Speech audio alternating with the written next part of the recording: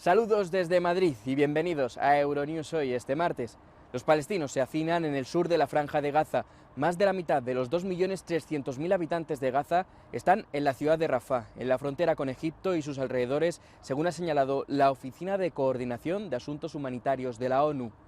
En la franja ya hay cerca de 27.500 muertos según las autoridades gazatíes. El secretario de Estado estadounidense, Antony Blinken, se ha reunido con el príncipe heredero de Arabia Saudí. Veremos cómo Rusia ha condenado en la ONU los ataques de Estados Unidos en Irak y Siria. Por otro lado, Hungría mantiene su veto a la incorporación de Suecia a la OTAN. Y el presidente de Ucrania, Volodymyr Zelensky, ha confirmado en una entrevista que sopesa destituir al popular general Zaluzny. Por cierto, en Turquía se ha producido un atentado contra un tribunal de Estambul en el que al menos 2 personas han muerto. Mientras, aquí, en España, se extienden las protestas agrícolas. Los agricultores han cortado accesos a Madrid y carreteras de Barcelona, Valencia, Castilla-La Mancha, Aragón, Murcia, entre otras regiones. Pero también veremos cómo las llamas han devorado Chile, donde cientos de personas siguen desaparecidas y donde la cifra de muertos ya supera los 120. Vamos con otros titulares de la jornada. Carlos III comienza su tratamiento oncológico. El Palacio de Buckingham no ha revelado qué tipo de cáncer padece el monarca, aunque Rishi Sunak afirma que ha sido detectado a tiempo. El presidente de Azerbaiyán da por asegurada su reelección en las elecciones del miércoles que la oposición boicotea ante la falta de garantías democráticas. Una tormenta deja precipitaciones récord en el sur de California y mantienen alerta a la población ante el riesgo de inundaciones y deslizamientos de tierra.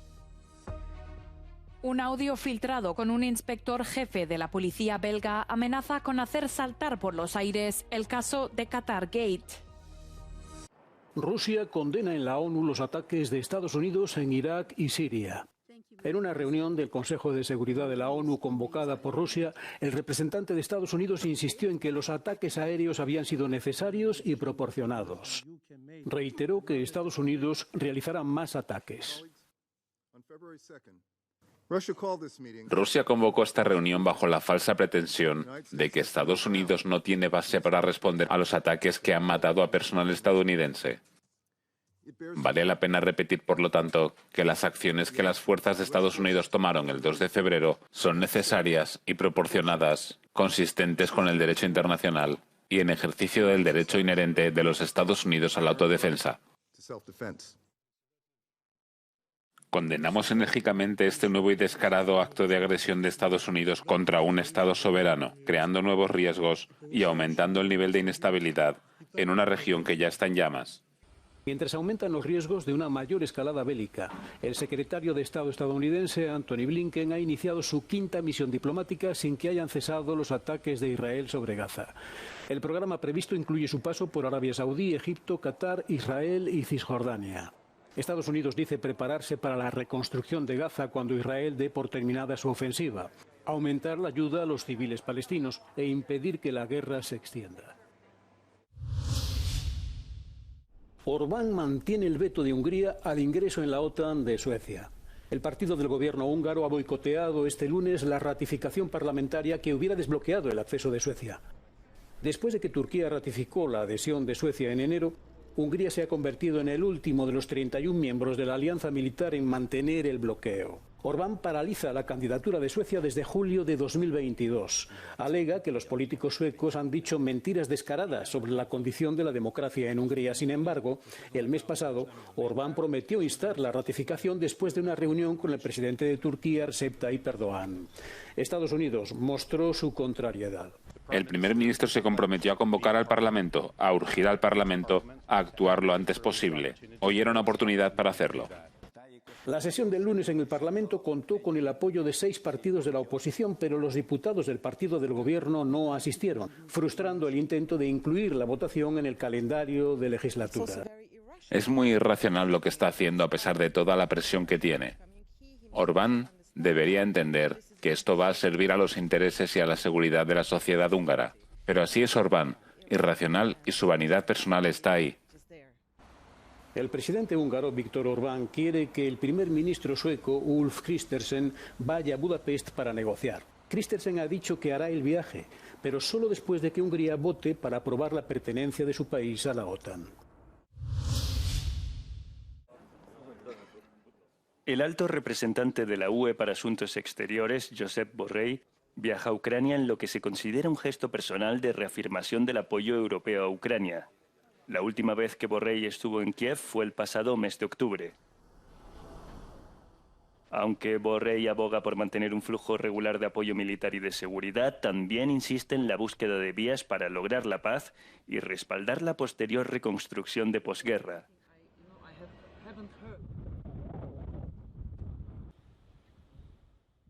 El presidente Zelensky se reunió con soldados en un centro de entrenamiento de la región de Dnipro.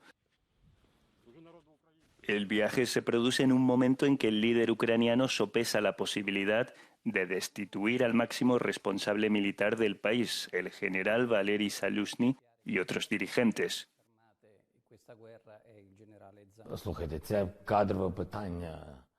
Es un asunto que concierne a las personas que deben dirigir Ucrania. Sin duda necesitamos un reinicio. Es necesario un nuevo comienzo.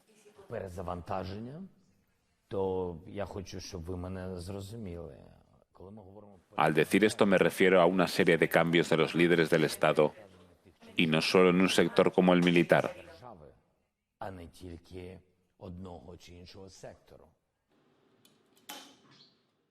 Los rumores sobre el despido del popular general han causado un gran revuelo en Ucrania, en un momento en que el país se acerca al cumplimiento de 2 años de guerra.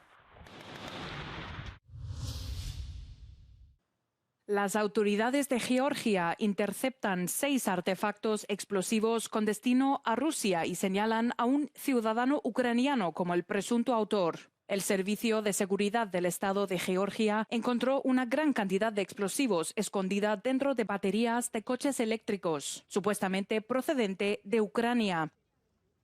El Servicio de Seguridad del Estado de Georgia reveló que 7 individuos de Georgia, 3 de Ucrania y 2 de Armenia, estaban implicados en la importación de artefactos explosivos a Georgia, su transporte dentro del país, el traslado de un contenedor a la Federación Rusa, así como la colocación de otro contenedor en la capital. Los servicios de seguridad del país creen que un ciudadano ucraniano de origen georgiano está detrás del envío de los explosivos del tipo C4 que solo se activan con detonadores. Según las autoridades, los detalles del caso y la situación han hecho sospechar que la implicación de ciudadanos georgianos y el uso del territorio georgiano puede haber sido orquestado para desviar la culpa de posibles actos terroristas.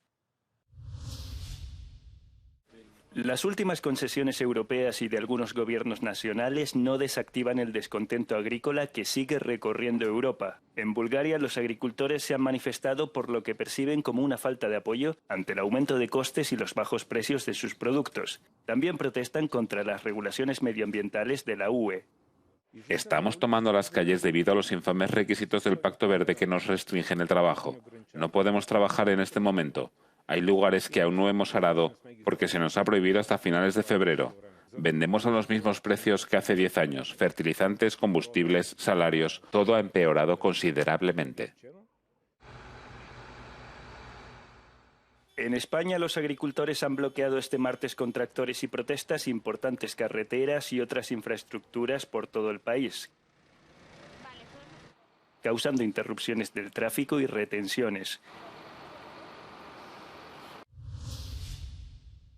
El infierno continúa en Chile. El número de muertos en los incendios asciende a 123 y hay cientos de desaparecidos. Viña del Mar, Quilpué y Villa Alemana en la región de Valparaíso son las ciudades más afectadas. En Viña del Mar se han dado por desaparecidas al menos 370 personas. Más de 3.000 viviendas habrían sufrido daños estructurales graves que imposibilitarían su restauración. Aquí se quemó la casa de mis papás, se quemó la casa de mis hermanas.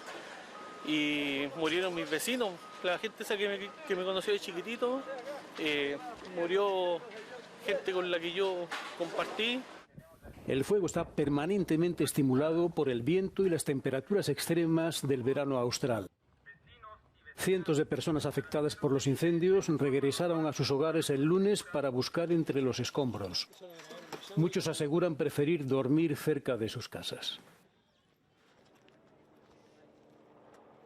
Quedando aquí a pernoctar porque nosotros necesitamos proteger lo que nos quedó, que es el sitio, más que nada.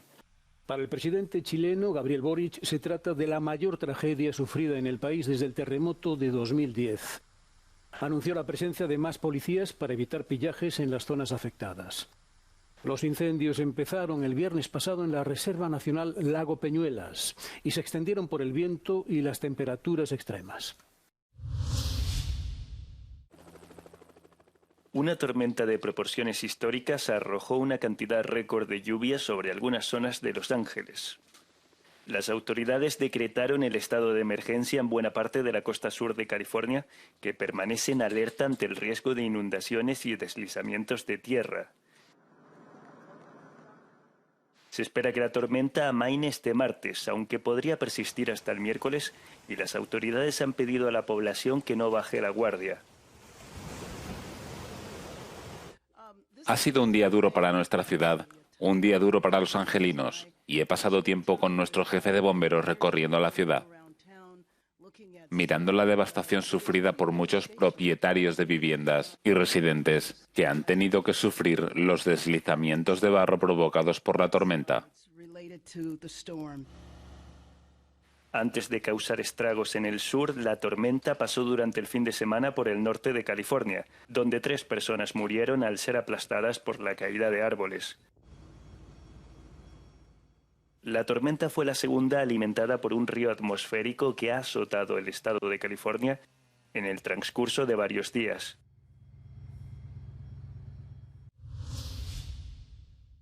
Carlos III comienza su tratamiento oncológico, por lo que su agenda pública ha quedado restringida. El Palacio de Buckingham no ha revelado qué tipo de cáncer padece el monarca, pero asegura que no es cáncer de próstata. Su hijo menor, el príncipe Harry, distanciado de la Casa Real desde hace un par de años, viajará a Londres en los próximos días desde su residencia en California. El primer ministro, Rishi Sunak, afirma que el cáncer ha sido detectado a tiempo. Durante el examen de la pelvis se examinan también otros órganos, o puede que se hayan realizado algunas pruebas preoperatorias, pero lo principal es que parece que no tenía ningún síntoma de este cáncer, así que ha sido detectado a tiempo. Y todos los mensajes que recibimos son muy tranquilizadores. El monarca de 75 años continuará con su papel constitucional como jefe del Estado. Cuando no pueda llevar a cabo sus deberes oficiales, podrá ser sustituido por la reina Camila, su hijo el príncipe Guillermo o sus hermanos los príncipes Ana y Eduardo. Mueren un civil y 2 asaltantes tras un ataque a un juzgado en Turquía que ha dejado 6 heridos. Las autoridades aseguran que el ataque es obra del Frente de Liberación Popular Revolucionario, un grupo de extrema izquierda considerado organización terrorista. Eran entre las 10:30 o 11, creo. Vine al juzgado para hacer unas transacciones. 5 minutos después de entrar al edificio, oí disparos y entré en pánico. Inmediatamente dieron advertencias en el interior. Un policía fue disparado. Nos dijeron que era un atentado terrorista y nos llevaron a la cafetería. Entonces vi a ese policía herido y sangrando. Entramos en pánico y entonces logramos escaparnos.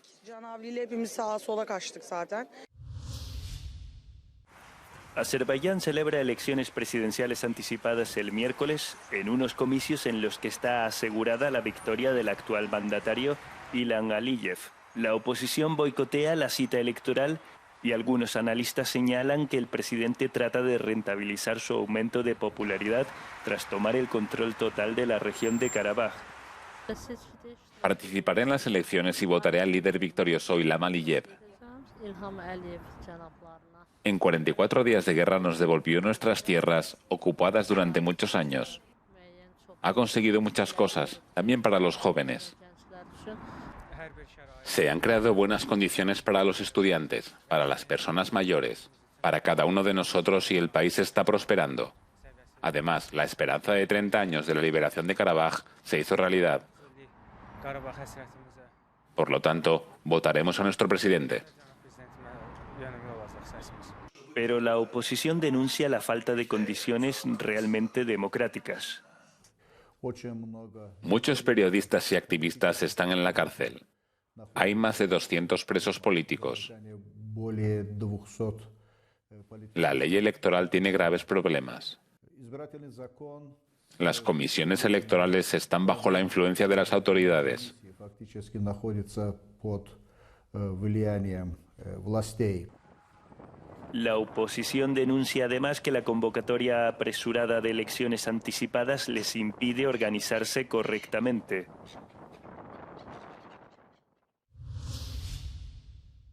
Protestas por la absolución de 4 militares juzgados por el asesinato de un periodista crítico en Belgrado. El Tribunal de Apelaciones de Belgrado anula así un veredicto de 2021 al alegar insuficiencia de pruebas contra los 4 militares del espionaje serbio. El periodista Slavko Kurubilla, crítico del presidente Slobodan Milosevic, fue asesinado en 1999. Simboliza la lucha de Serbia por la libertad de prensa en medio del control gubernamental sobre los medios. Fue tildado de enemigo del Estado. El hoy presidente Aleksandar Vučić era ministro de Información y ha sido acusado de reprimir la disidencia. Estallan las protestas en Senegal tras un aplazamiento irregular de las elecciones.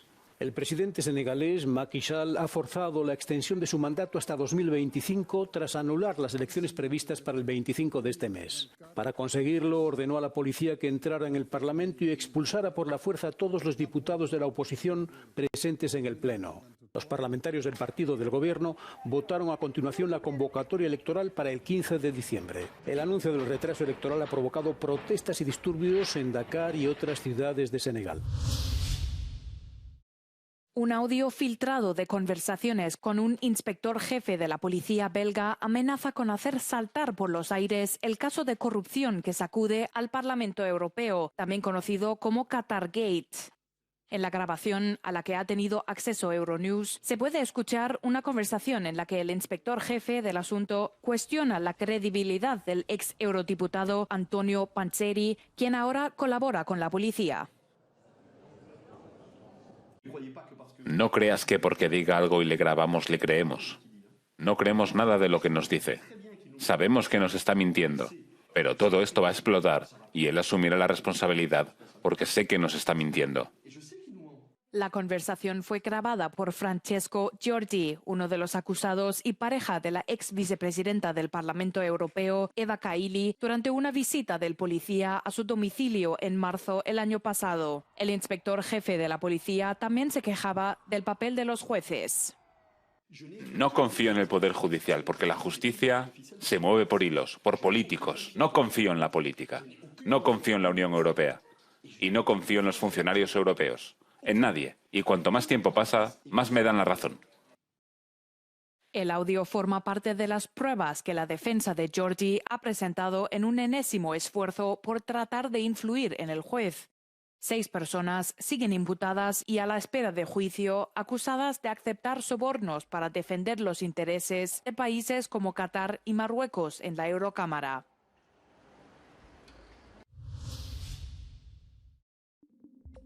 Objetivo: desentrañar los misterios de la materia oscura y el origen del universo.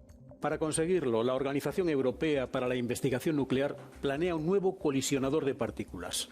El conocido como CERN busca una aprobación presupuestaria para el proyecto Collider de 20.000 millones de euros. El objetivo es construir un colisionador de partículas de nueva generación que eclipsará al actual Gran Colisionador de Hadrones, el mayor del mundo, en Suiza. ¿Cómo encontrar vivienda para las personas sin hogar? El gobierno austriaco parece haber encontrado una solución. El Ejecutivo ha adoptado un modelo finlandés para sacar a la gente de la calle. Un día mi padre me despertó por la mañana y me dijo, nos van a desalojar. Yo tenía 18 años y me costó darme cuenta de lo que estaba pasando. El mundo entero se derrumba, todos tus amigos te dan la espalda porque de repente no vales nada. Muchos países de la Unión Europea buscan una solución para el problema del sinhogarismo y el modelo finlandés podría ayudar a personas como Andreas a encontrar una vivienda. Cuando entré en el piso por primera vez con la llave, estaba completamente vacío, pero me quedé dentro y pensé, wow, no es un estudio grande, de 24 metros cuadrados, pero es mi piso. El número de personas sin hogar en Europa ha aumentado drásticamente en la última década. Solo unos pocos países consiguen sacar a la gente permanentemente de la calle como Finlandia, que lleva 15 años aplicando con éxito el programa Vivienda Primero. Auch Österreich beschreitet nun den finnischen Weg.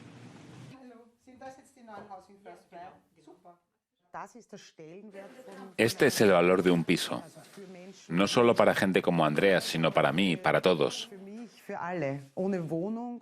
Sin un piso, sin un lugar donde quedarse, sin un refugio seguro, y todo lo que es simplemente normal en nuestra sociedad, como el agua corriente, no puedes imaginarte lo que significa realmente no tener un lugar donde dormir. El gobierno austriaco quiere alojar a más de 1.000 personas sin hogar en viviendas antes de septiembre. Estas personas tendrían que cubrir sus gastos de alquiler con dinero de la asistencia social del Estado, aunque muchos, al igual que Andreas, consiguen encontrar un trabajo una vez que tengan un lugar estable donde vivir. Triste aniversario en Turquía. Este martes se cumple un año del devastador terremoto que sembró de muerte y destrucción el sudeste del país. Aún hoy cientos de miles de personas deben alojarse en pequeñas tiendas de campaña. En Antioquía, la ciudad más afectada, casi todos los edificios quedaron destruidos. Los supervivientes esperan ayudas gubernamentales. El Estado no nos explicó nada. Simplemente arrasaron los edificios. No nos informan. Nos dijeron que nos iban a ofrecer un apartamento. ¿Cuándo? ¿Cómo? No lo sabemos. Algunos residentes han sido realojados en contenedores y otros en tiendas de campaña, a pesar de las gélidas temperaturas de la estación invernal. Por la noche hace mucho frío, pero por la mañana se está bien. En un pequeño espacio malviven los 8 miembros de una familia. En la alfombra duermen 3 niños, yo duermo en el sofá y mi hermano pequeño en la cama. Hemos pedido un contenedor, pero aún no tenemos nada. Las autoridades quieren empezar por reconstruir los comercios. Esta vez se respetarán las normas antisísmicas y ningún edificio nuevo en el centro de las ciudades podrá superar las 4 plantas. En Dinamarca, el Festival de la Luz de Copenhague presenta más de 50 instalaciones artísticas que aportan brillo y color a la oscuridad de la noche escandinava. Cada año este evento internacional atrae a unos 300.000 visitantes. Es, según los organizadores, la exposición de arte luminoso al aire libre más grande de Europa. Es una idea muy buena para Copenhague. Ves Copenhague desde una nueva perspectiva. De repente tienes toda esta luz por todas partes. Ves todos estos edificios emblemáticos desde una perspectiva nueva. Nos encanta. Linternas, proyecciones y haces de luz sorprenden al público con instalaciones audiovisuales. Muchas de ellas integran este año una temática medioambiental. El Festival de la Luz de Copenhague puede visitarse hasta el 25 de febrero.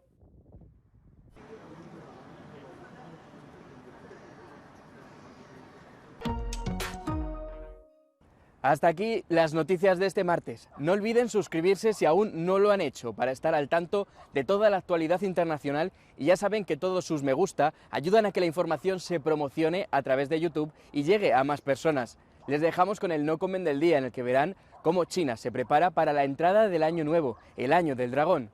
Buenos días, buenas tardes, buenas noches.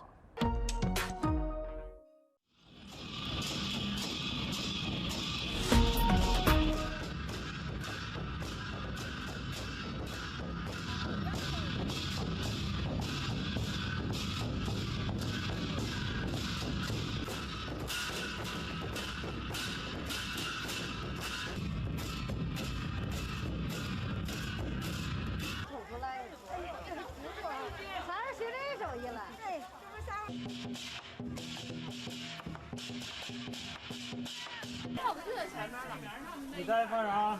院儿靠边看车。